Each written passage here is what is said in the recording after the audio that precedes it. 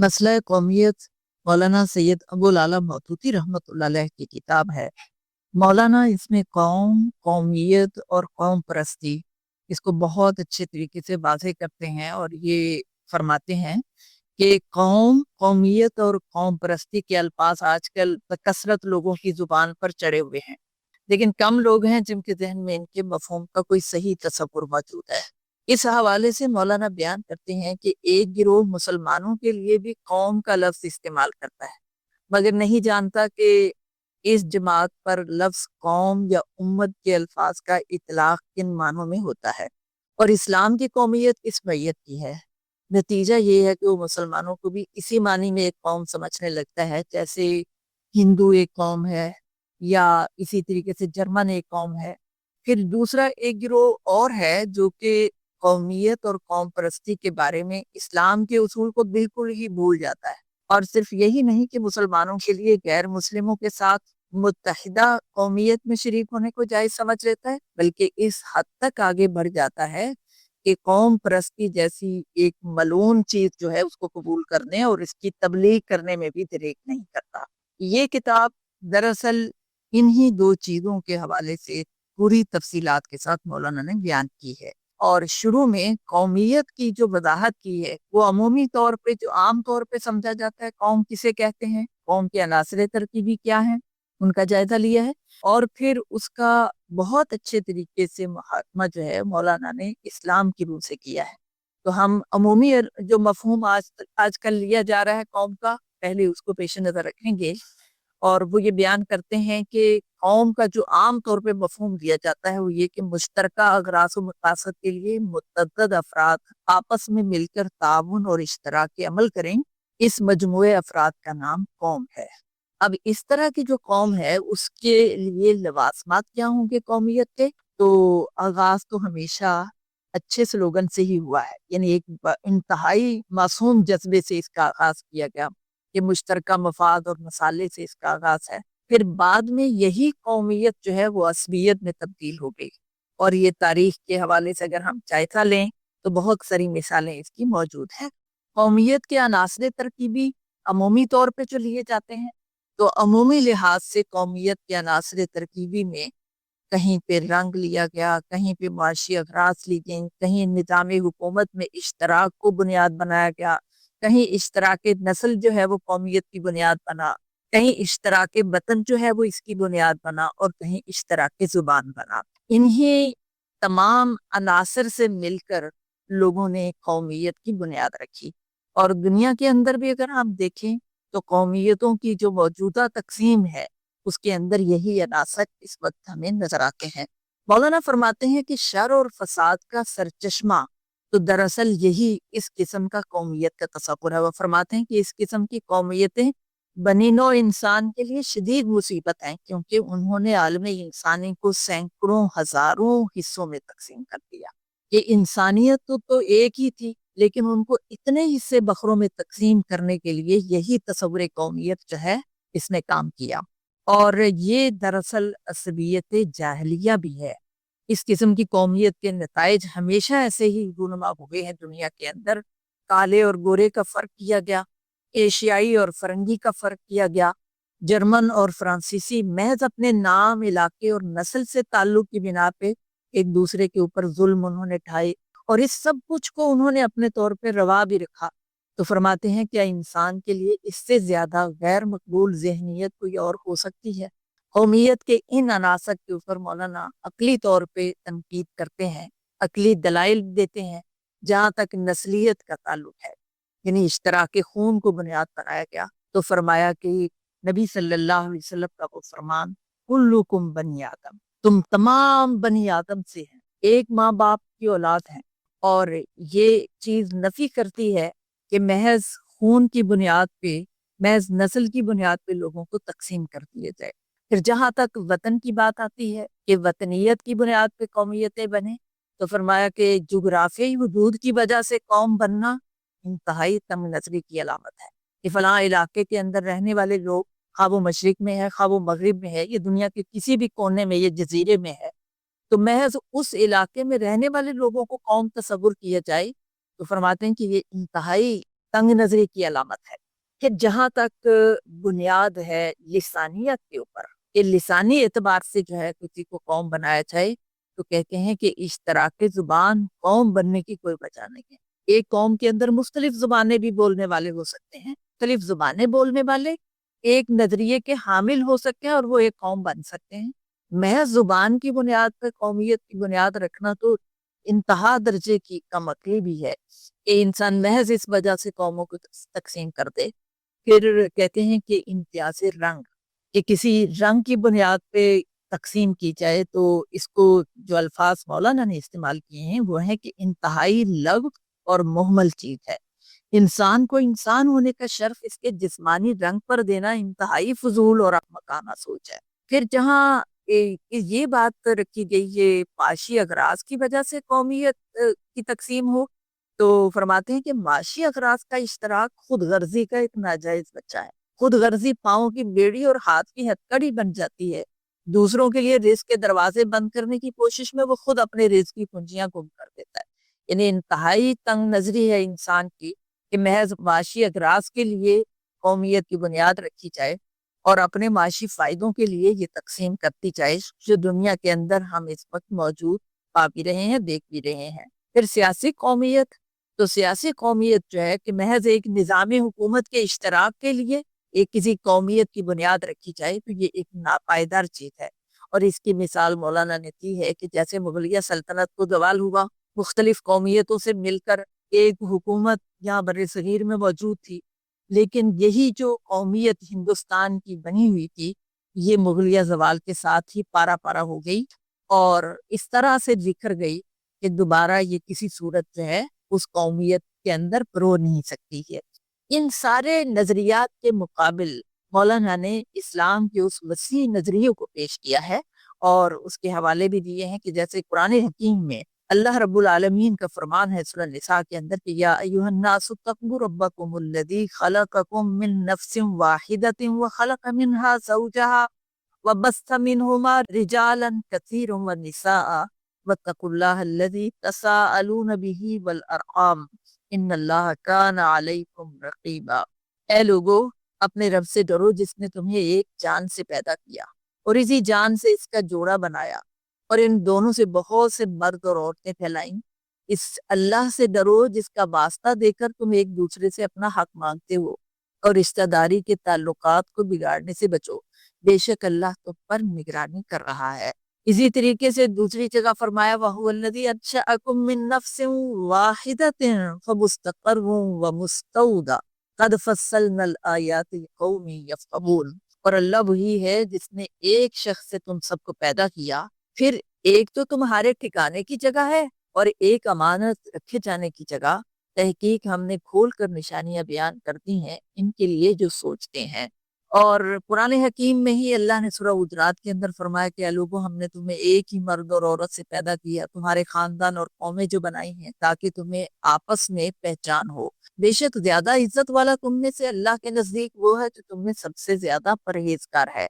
बेशक अल्लाह सब कुछ जानने वाला खबरदार है। शोबम व कबाइल लितारफू, ये फरमाया कि ये कबीले और खानदान सिर्फ इसलिए तकसीम किए गए हैं लितारफू, महज पहचान की खातर। इज्जत और वकार जो है वो अल्लाह के नजदीक सिर्फ तकवा है। और फिर सूरह तौबा में फरमाया कि या अय्युहल्लज़ीना आमनू इन्नमल मुशरिकून नजस फला यक़रबुल मस्जिदल हराम बादा आमिहिम हादा। क्या ईमान लाने वालों, मुशरिक नापाक हैं, सो इस बरस के बाद मस्जिद हराम के नजदीक ना आने पाए। अब ये मुशरिक जिनके हवाले से हुक्म हो रहा है, ये देखा जाए तो नस्ली एतबार से, कबीले के एतबार से, खानदान के एतबार से तो नबी सल्लल्लाहु अलैहि वसल्लम के कबीले के लोग, खानदान के लोग। लेकिन मुशरिक, शिर्क एक बुनियाद है जो उनको अलग कौम बना रहा है और इसीलिए फरमाया कि अब ये मस्जिद हराम के करीब भी ना आए। अब बात आती है कि ये जो असलियत है जो लोगों ने आज भी और माजी में भी इसी तरीके से ये बीज बोए और बाहम लोगों को आपस में मुतनफर भी किया, दुश्मनियां भी उनकी बुनियाद भी डाली गई।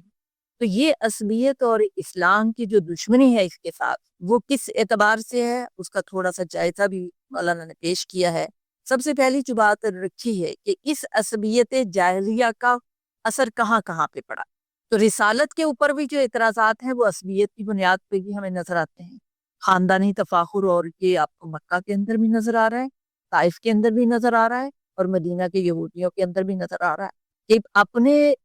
شہر کے لوگوں نے بھی یہی کہا کہ اگر یہ نبوت ملنی تھی تو فلاں اور فلاں خاندان کے فلاں بڑے کو کیوں نہیں ملی. طائف گئے تو وہاں پر بھی یہی حالات تھے کہ 3 قبائل کے سرداروں نے الگ الگ جو باتیں کی، ان میں سے ایک یہ بھی تھی کہ آخر یہ نبوت جو ہے یہ طائف اور مکہ کے کسی بڑے سردار کو کیوں نہیں ملی. اور یہ جو نسبی وجاہتیں تھیں، اس کی بنیاد پہ رسالت کا انکار کیا جا رہا ہے. ابو جہل کے انکار کی دلیل بھی یہی تھی کہ میں چونکہ قبیلہ میرا مختلف ہے، میرا خاندان ان سے جدا ہے، لہٰذا میں اس وجہ سے انکار کرتا ہوں. پھر ہمیں ایک اور مثال بھی ملتی ہے، یہ جو عصبیت جاہلیہ ہے جس کی بنیاد پہ خواہ اپنا خاندان حق پر ہو یا ناحق پر ہو، اس کا ساتھ دیا جانا ماضی میں بھی ہوتا تھا اور ابھی بھی یہ چیزیں جو ہے وہ روا رکھی جاتی ہیں. اس کا ایک اس واقعے کے ساتھ بھی تعلق ہے کہ شیخ ابی طالب میں جب بنو ہاشم کا بائیکاٹ کیا گیا تو بنو ہاشم خاندان کے ان تمام لوگوں نے اس میں نبی صلی اللہ علیہ وسلم کا ساتھ دیا جو مسلمان بھی ہو چکے تھے اور وہ بھی جنہوں نے بھی اسلام قبول نہیں کیا تھا. تو سب نے چونکہ قبائلی تعصب تو پایا جاتا تھا، لہٰذا خاندان کا ساتھ دینا خواہ کوئی حق پر ہے یا ناحق پر ہے یہ لازم سمجھا جاتا تھا. اور پھر اسی طریقے سے یہودیوں کا جیسے میں نے تذکرہ کیا کہ آپ صلی اللہ علیہ وسلم کی رسالت کا انکار محض اس لیے کہ نبوت بنی اسرائیل کی بجائے بنی اسماعیل میں کیوں چلی گئی، حالانکہ تمام نشانیاں اور تمام جو ان کی کتابوں میں لکھی ہوئی پیشین گوئیاں تھیں وہ سچ ثابت ہو رہی تھیں اور وہ خود اس بات کا اقرار بھی کرتے تھے. عصبیت کے خلاف جو اسلام کا جہاد ہے اس کو اگر ہم دیکھیں تو آپ صلی اللہ علیہ وسلم کے وہ فرمودات، آپ نے فرمایا کہ جس نے عصبیت کی طرف بلایا وہ ہم میں سے نہیں، جس نے عصبیت پر جان دی وہ ہم میں سے نہیں، جس نے عصبیت پر جنگ کی وہ ہم میں سے نہیں. اور پھر آپ صلی اللہ علیہ وسلم نے فرمایا کہ پرہیزگاری اور دینداری کے سوا اور کسی چیز کی بنا پر ایک شخص کو دوسرے شخص پر فضیلت نہیں ہے. سب لوگ آدم کی اولاد ہیں اور آدم مٹی سے بنے تھے. نسل، وطن، زبان اور رنگ کی تفریق کو آپ نے یہ کہہ کر مٹا دیا کہ نہ کسی عربی کو عجمی پر فضیلت ہے اور نہ عجمی کو عربی پر، تم سب آدم کی اولاد ہو. یہ کہہ کے تمام قسم کی عصبیتوں کا یہاں پر قلعہ کما کر دیا گیا. آپ نے فرمایا دوسری جگہ پہ، یہ مسند حذیفہ بن الیمان اس کو روایت کرتے ہیں اس میں اپنی مسند میں، کہ کسی عربی کو عجمی پر اور کسی عجمی کو عربی پر اور کسی گورے کو کالے پر اور کالے کو گورے پر فضیلت نہیں ہے. اگر فضیلت ہے تو وہ صرف پرہیزگاری کی بنا پر ہے. آپ صلی اللہ علیہ وسلم نے فرمایا کہ سنو اور اطاعت کرو، چاہے تمہارے اوپر کوئی حبشی غلام ہی امیر بنا دیا جائے جس کا سر کشمش جیسا ہو. اسلامی قومیت کی جو بنیاد ہے اس کے حوالے سے مولانا فرماتے ہیں کہ رنگ، نسل، وطن، زبان، معیشت اور سیاست، یہ سب چیزیں جن کے اوپر آج قومیت کی بنیاد رکھی گئی ہے، یہ سب غیر عقلی تفریقات ہیں کہ عقل بھی ان کو تسلیم نہیں کرتی. اور قرآن حکیم میں اللہ تعالیٰ نے اس امت کو، امت کا لفظ استعمال کیا ہے اور اس امت کو اس بڑے مقصد کے لیے بھیجا ہے. فرمایا کہ اسی طرح ہم نے تمہیں برگزیدہ امت بنایا. کذالک جعلناکم امۃ وسطا لتکونوا شہداء علی الناس ویکون الرسول علیکم شہیدا. اس میں کہیں پر بھی رنگ و نسل، وطنیت، لسانیت، معاشی اغراض کوئی چیز بھی جو ہے وہ آڑے نہیں آتی. الناس جو ہے یہ تمام افراد انسانیت کے اوپر جو ہے وہ لاگو ہوتا ہے اور جو بھی اسلام قبول کرتا ہے وہ اس امت کا حصہ ہے. اور اس بڑے مقصد کے لیے، شہادت اور گواہی کے لیے جو اللہ نے بھیجا ہے، تو وہ ملکوں اور وطنوں اور زبانوں کی بنا پر کوئی تفریق اس میں نہیں رکھی گئی. اسلامی قومیت کا دائرہ عقلی بنیادوں پر ہے جس میں ایک گھر کے 2 آدمی اس دائرے سے جدا بھی ہو سکتے ہیں اور مشرق اور مغرب کی دوری کے باوجود 2 آدمی اس میں داخل بھی ہو سکتے ہیں. یہ دائرہ جو کھینچا گیا ہے اس کی بنیاد ایک ہی ہے اور وہ لا الہ الا اللہ محمد الرسول اللہ. اس کی بہت ساری مثالیں جو ہے وہ آپ دے سکتے ہیں کہ اس بنیاد پہ ایک ہی گھر کے 2 آدمی، خواہ وہ باپ بیٹا ہے، 2 بھائی ہیں یا ماں اور بیٹا ہے، ان کے درمیان محض اس کلمے کی تفریق کی وجہ سے جدائی، ایک کافر ہے اور ایک مسلمان ہے. جو ایمان لیا ہے وہ مسلمان امت کا حصہ بن گیا اور جس نے انکار کیا وہ کافر، اور وہ مسلمان امت کا کبھی بھی حصہ نہیں بن سکتا جب تک ایمان نہ لے۔ اور پھر اسی طریقے سے ہم آگے دیکھتے ہیں کہ یہ جو اسلام کا طریقہ ہے،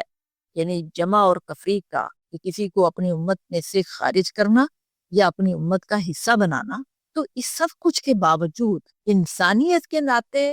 اپنے ان خونی رشتوں کو، اپنے قرب کے رشتوں کے ساتھ صلہ رحمی کا حکم بھی دیا ہے۔ والدین ہیں، خواہ وہ کافر ہی کیوں نہیں ہے، لیکن صلہ رحمی کا حکم دیا۔ اسی طریقے سے ظالم کے مقابلے میں لڑنے کا بھی حکم دیا ہے، خواہ وہ اپنا رشتہ دار ہی کیوں نہ ہو۔ پھر دوسروں سے ہمدردی اور حسن سلوک، خواہ جنگ کے اندر دشمن کیوں نہیں ہے، محاذ راہ ہے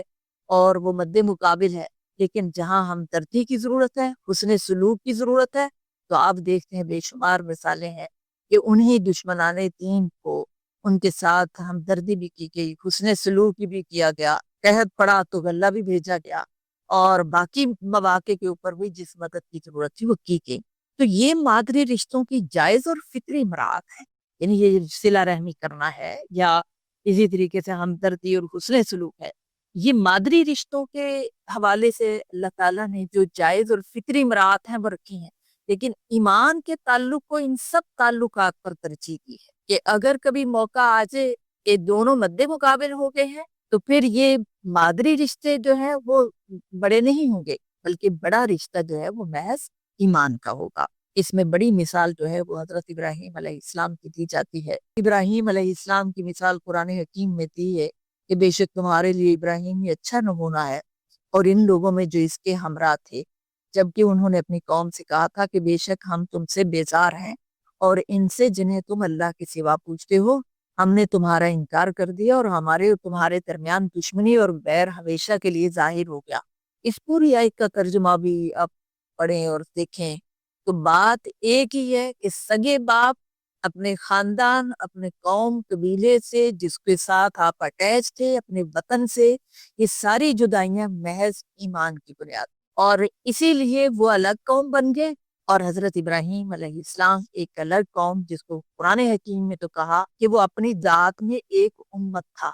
اور وہاں سے امت کا آغاز ہو رہا ہے۔ اسی طریقے سے قرآن حکیم میں باپ اور بھائیوں کا ایمان کے مقابلے میں ترجیح نہ دینے کا حکم دیا گیا کہ اے لوگوں جو ایمان لائے ہو، اپنے باپوں اور بھائیوں کو بھی دوست نہ رکھو اگر وہ ایمان پر کفر کو ترجیح دیں، اور تم میں سے جو ان سے دوستی رکھے گا سو وہی ظالم لوگ ہیں۔ اور پھر ہم یہ بھی دیکھتے ہیں کہ اسلامی قومیت کی جو بنیاد رکھی گئی، ایک الگ قوم کی، تو اس قومیت کے اندر ہر رنگ کے بھی لوگ شامل تھے، ہر علاقے کے لوگ بھی شامل تھے، اور پھر غلام اور آقا دونوں ایک ہی جگہ پہ ہیں۔ کسی کے درمیان محض اس وجہ سے فرق کرنا کہ وہ غلام ہے اور یہ آقا ہے، یہ اچھی نسل سے تعلق رکھتا ہے، یہ کسی ادنا نسل سے تعلق رکھتا ہے، یا اس کی زبان کوئی عجمی ہے یا اس کی عربی ہے، اس بنا پہ کسی کو بھی فضیلت نہیں تھی۔ حضرت سلمان فارسی رضی اللہ تعالیٰ عنہ ایرانی تھے، لیکن حضرت علی رضی اللہ تعالیٰ عنہ ان کے متعلق فرمایا کرتے تھے کہ سلمان منا اہل البیت، یہ اتنا اعزاز دیتے تھے کہ سلمان ہمارے اہل بیت میں سے ہے۔ اور حضرت صہیب رومی رضی اللہ تعالیٰ عنہ کو حضرت عمر فاروق رضی اللہ تعالیٰ عنہ نے اپنی جگہ نماز میں امامت کے لیے کھڑا کیا۔ روم سے ان کا تعلق تھا، اجمی تھے، لیکن اسلام کی دولت سے مالا مال ہونے کے بعد ان کا رتبہ اتنا بلند ہے۔ حضرت زید بن حارثہ رضی اللہ تعالیٰ عنہ غلام تھے، آپ صلی اللہ علیہ وسلم نے ان سے اور ان کے بیٹے سے اتنی محبت تھی، عام طور پہ لوگ انہی کو درمیان میں اپنی کسی بات کو منوانے کے لیے واسطہ بھی بناتے تھے۔ تو حضرت اسامہ بن زید رضی اللہ تعالیٰ عنہ کو 17 سال کی عمر میں کمانڈر بنایا جا رہا ہے، ان کی قیادت میں کتنے بڑے بڑے صحابہ اکرام جو ہیں، اکابر صحابہ، ان کو بھیجا جا رہا ہے۔ یہ امت ہے، اور امت کا تصور اسلامی امت کا جو قوم سے کہیں بالا تر ہے۔ انصار کا طرز عمل بھی ہمارے سامنے بہت بڑی مثال ہے۔ مہاجرین کے ساتھ جو ان کا عمل تھا، مہاجرین مکہ سے چلے ہیں، اور یہ انصار اسلام کا رشتہ ہے کہ اپنی زمینوں، اپنے گھروں اور اپنی بہت ساری چیزوں کے اندر شیئرنگ ہو رہی ہے، ان کو اپنے ساتھ ملایا جا رہا ہے۔ قربانی، بے مثال قربانی، یہ مواخات دنیا کے اندر ایسی مثال ہمیں کہیں نہیں ملتی۔ پھر ایک بات اور بھی جو ہے وہ ہم دیکھتے ہیں کہ اس اسلامی رشتے کے اندر جب پروئے گئے تو پھر اپنے جو سگے رشتے تھے ان کے ساتھ کہیں مقابلہ، کہیں مبارزت آئی، کہیں جنگ بھی ہوئی، تو پھر محض خونی رشتہ جو ہے وہ آڑے نہیں آیا۔ تو اس میں گویا تعلقات کی وہ ساری کی ساری جو چیزیں تھیں ان کو قربان کر دیا گیا۔ حضرت ابوبکر صدیق رضی اللہ تعالیٰ عنہ کو دیکھ لیجیے کہ ان کے جنگ میں مقابلے میں بیٹا آ گیا ہے، لیکن ایسا تو نہیں کہ بیٹا سمجھ کے تو انہوں نے معاف کر دیا۔ جب بعد میں وہ ایمان بھی لے آئے تو انہوں نے کہا کہ آپ کئی دفعہ، والد صاحب سے کہا کئی دفعہ آپ میری تلوار کی زد میں آئے، تو آپ نے فرمایا کہ اگر تم میری تلوار کی زد میں آ جاتے تو میں کبھی بھی نہ اس کو چھوڑتا۔ اور اسی طریقے سے حضرت حذیفہ رضی اللہ تعالیٰ عنہ کے بارے میں کہا جاتا ہے کہ ان کے مقابلے میں ان کے والد تھے، حضرت عمر رضی اللہ تعالیٰ عنہ کے مقابلے میں ان کے سگے ماموں تھے۔ پھر بڑی مثال ہمارے سامنے فتح مکہ کی ہے۔ اگر قوموں، قبیلوں، وطن کی بنیاد پہ قومیتیں بنتی ہوتی تو پھر یہ مثال جو ہے اس کو ذرا ملاحظہ کیجئے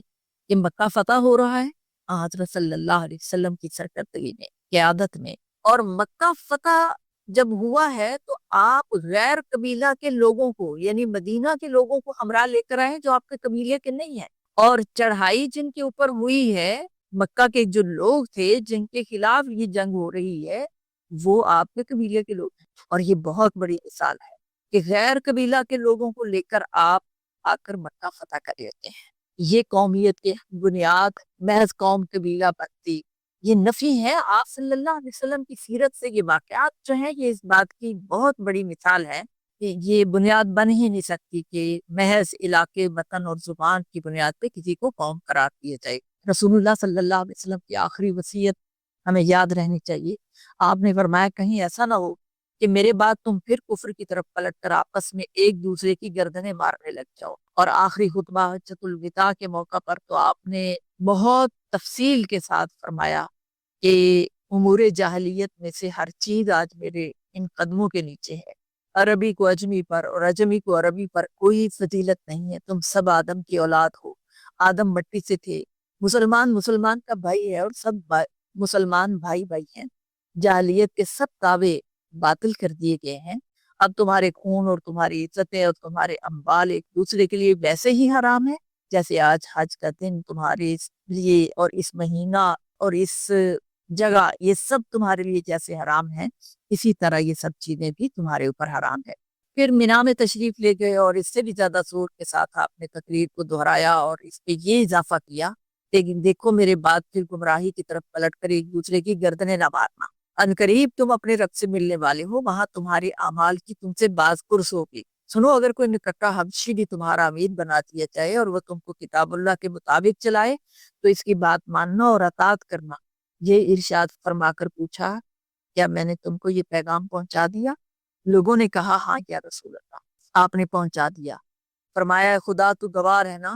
اور لوگوں سے کہا کہ جو موجود ہیں وہ اس پیغام کو ان لوگوں تک پہنچا دیں جو موجود نہیں ہیں۔ حج سے واپس ہو کر شہدائے احد کے مقام پر تشریف لے گئے اور مسلمانوں کو خطاب کر کے فرمایا کہ مجھے اس کا خوف نہیں ہے کہ میرے بعد تم شرک کرو گے، مگر ڈرتا اس سے ہوں کہ کہیں تمہیں دنیا میں مبتلا نہ ہو جاؤ اور آپس میں لڑنے نہ لگو، اگر ایسا کرو گے تو ہلاک ہو جاؤ گے جس طرح پہلی امتیں ہلاک ہو چکی ہیں۔ اسلام کے لیے سب سے بڑا خطرہ ماضی میں بھی اور آج بھی جو موجود ہے، جس کو ہم محسوس بھی کر سکتے ہیں اور اس وقت اس کا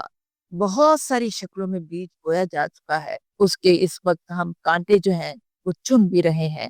اور بھگت بھی رہے ہیں، وہ ہے عصبیت جاہلیہ کا فروغ۔ وہی عصبیت جس کو اسلام ختم کرنے کے لیے آیا تھا، آج اسی عصبیت کی بنیاد پہ مسلمانوں کے درمیان فرق کر دیا گیا، تفریق ڈال دی گئی، حصوں اور بخروں میں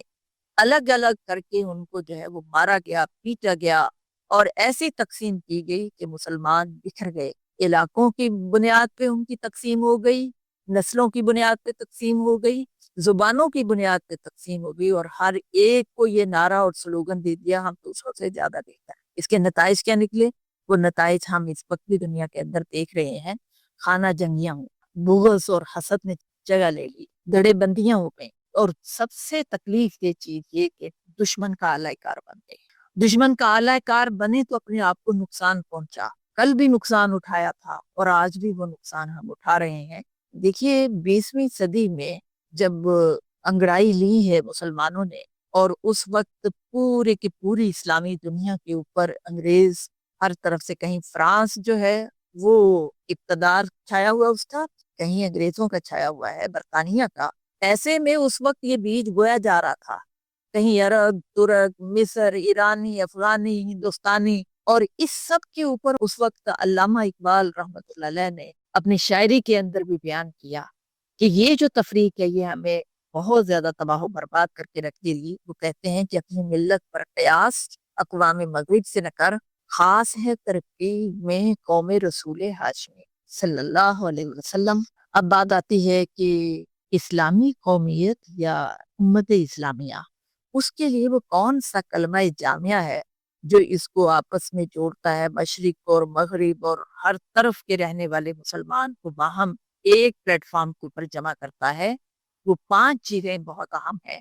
اور وہ 5 چیزیں جو ہیں ایمان باللہ، ایمان بالکتب، ایمان بالآخرت، ایمان بالملائکہ اور ایمان بالرسل۔ یہ 5 چیزیں جو ہیں انہیں کا خلاصہ جو ہے وہ کلمہ لا الہ الا اللہ محمد رسول اللہ ہے۔ یعنی یہ 5 صداقتیں جو ہیں وہ ایک کلمے کے اندر جمع ہو جاتی ہیں۔ اسی کو قرآن قول ثقیل کہتا ہے، اور مولانا فرماتے ہیں کہ یہ کسی پتے یا کاغذ کے ٹکڑے کی طرح نہیں ہے کہ معمولی ہوا کے جھونکے اس کو اڑا لے جائیں، جو ہر نئے انکشاف پر نئے نظریے، نئے تخیل کے ساتھ پلٹیاں کھاتا چلا جائے۔ یہ تو پہاڑ کی طرح بھاری بھرکم قول ہے کہ ہوا کے طوفان آئیں اور گزر جائیں، پانی کے سیلاب امڑے اور بیٹھ جائیں، مگر یہ اپنی جگہ سے ہلنے والا نہیں ہے۔ یہ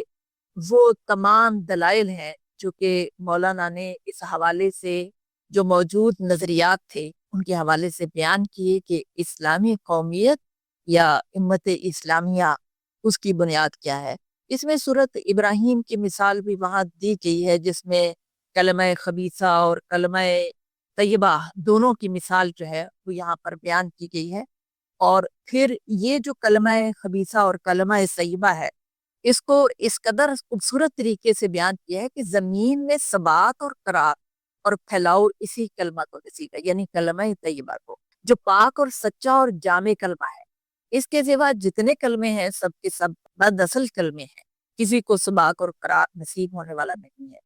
وہ خود رو درخت ہے، آج اگے اور کل اکھڑ گئے۔ یہ زمانہ کا ہر نیا حادثہ، وقت کا ہر نیا تغیر ایک نیا پودا اگاتا ہے اور پچھلے پودوں کو اکھاڑ پھینکتا ہے۔ ان پودوں میں برگو بار لانے کی صلاحیت نہیں ہے، اگر یہ برگو بار لاتے بھی ہیں تو کڑوی کسیلے، بلکہ زہریلی گیسیں نکلتی ہیں، کہیں ان سے پھٹنے اور آگ لگانے والے بم جھڑتے ہیں، کہیں ان سے نفاق اور عداوت اور حسد و بغض کے بیج نکلتے ہیں۔ جن کی قسمت میں خدا کا عذاب لکھا ہے انہیں چھوڑ دیجئے، وہ ان پودوں سے دل بہلائیں۔ آپ کے پاس تو وہ پاک اور صحیح الاصل درخت موجود ہے جو حبوط آدم کے وقت سے آج تک کبھی نہ اکھڑا، نہ بے برگو بار ہوا۔ اس کی جڑیں زمین میں گہری جمی ہوئی ہیں، اور اس درخت سے ہمیشہ امن اور سلامتی کا پھل پیدا ہوا ہے۔ یہ آدم کے کسی بیٹے یا بیٹی کو اپنے سایہ میں پناہ لینے اور اپنے پھلوں کا فائدہ اٹھانے سے نہیں روکتا۔ یہ کسی سے نہیں پوچھتا کہ تو کس نسل سے ہے، کیا زبان بولتا ہے، کہاں کا باشندہ ہے۔ اس کے سایہ کی خاصیت یہ ہے کہ جو اس کے نیچے آ گیا وہ انساب کا تفاخر بھول گیا، یعنی نسب کا، نسل کا جو فخر ہے وہ دنیا کے اندر وہ بھول گیا۔ زبانوں کا فرق، رنگوں کا امتیاز، ملکوں کا اختلاف اس کی نگاہ میں ہیچ ہو گیا، اور اس کی روح میں یہ تعلیم سما گئی۔ یہ امت اسلامیہ اور جماعت اسلامیہ